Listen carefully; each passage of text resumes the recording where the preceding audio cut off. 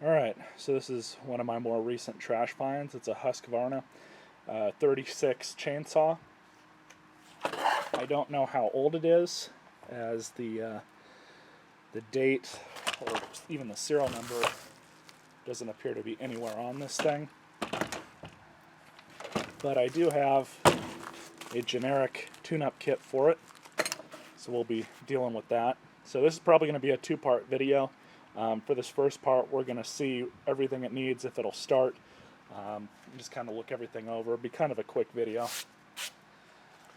So as far as the chain goes, the chain's a little tight.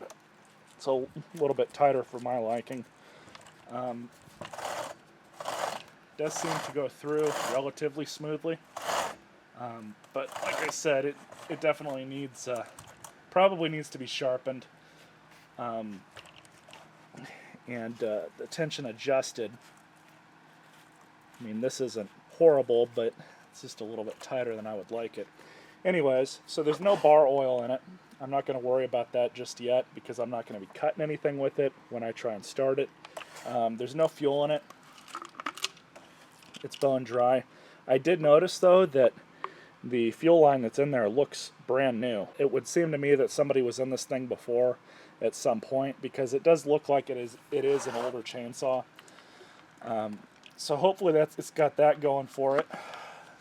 We're going to throw some fuel in it here in a minute, but I just want to show you guys everything else that's up with this thing. So it's got compression, a lot of compression. So that's a really good sign. We'll pull the air filter cover off.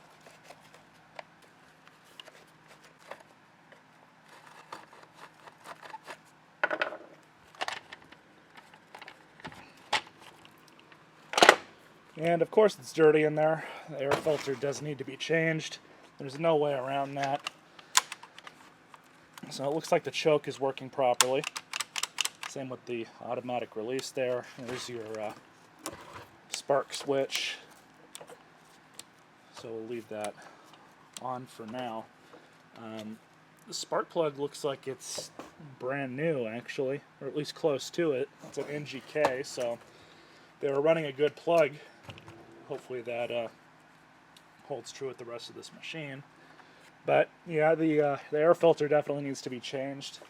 In fact, I think for our purposes, when I try and run this thing, I'm going to run it with the air filter off,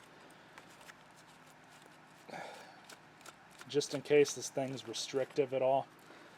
Sometimes when these gum up with so much crap in them, they become really restrictive. So when that happens, the engine doesn't get enough air and it won't run properly, if at all. Alright, so I'll just throw this back on.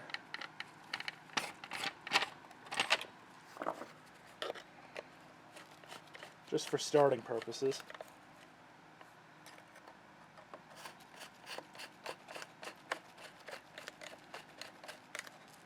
Now, outside of what I'm looking at right now, I have no idea what the health of this machine is, and I mean, like I said, the compression seems good, so hopefully this thing's fine. There is a brand new carburetor in here, if I need to use it. At least I'm pretty sure there is. I think it's right here. So there's that. But let me get some two-stroke in it, see what we can get it to do. Of course, the other thing I got to worry about is whether or not the fuel tank itself has a leak or something like that. But being that everything was so clean in there, I don't have a problem reusing this fuel.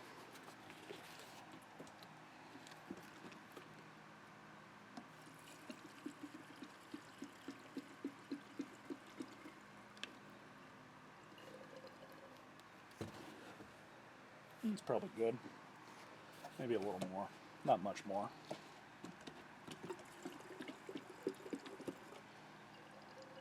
Now, this is a 50-to-1 mix.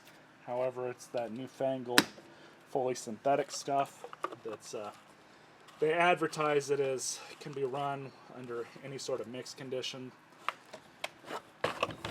So let's see if that holds true. It shouldn't be a problem. I've never had an issue with it. Alright, so there's no fuel primer on this unit. Sometimes those can be problematic when they're not installed. So I've got the choke all the way out. That's on. And if I could turn the blade brake on just for safety, verify that that's on, and it is.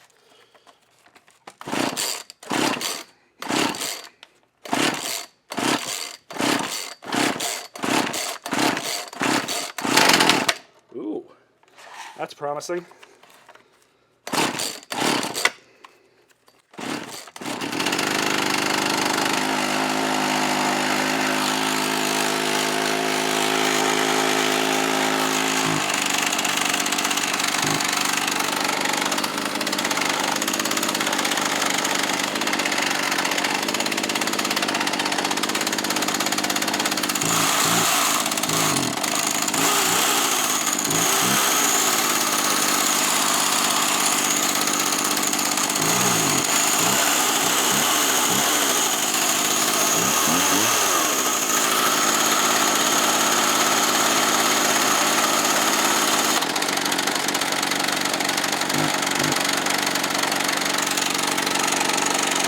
Nice and healthy. I like that.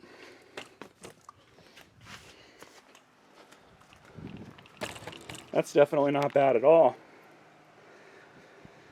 I don't know why they threw it away. Probably just because they thought it needed more work than it did. Who knows? It's a shame when people throw away perfectly good working stuff like that. Especially if it just needs just a little bit of work. But I'll keep you guys updated. The next video on this thing is going to be me fully tearing it apart, cleaning it up, throwing that new carburetor on. Maybe I might not even bother with that, to be honest. It does need that new air filter. I might throw in this new fuel filter as well. You know, we'll just have to see. In fact, I'll open this right now. We have a new fuel line, which may or may not need to be changed. I might just change it. There's the air filter. There's the old one. You guys can see the difference there. And yeah, the new carburetor. So if I do have to install this, I'll have to tune it. They can be a pain in the ass, but we'll have to see what exactly it'll need at that point. And then in here as well, there's a couple of new gaskets and the fuel filter that's still in there. Surprisingly, they did not include a spark plug, which is fine because I've got that brand new one that's already in it, but you know, no big deal there. So anyways, stay tuned for that video, and we'll be back.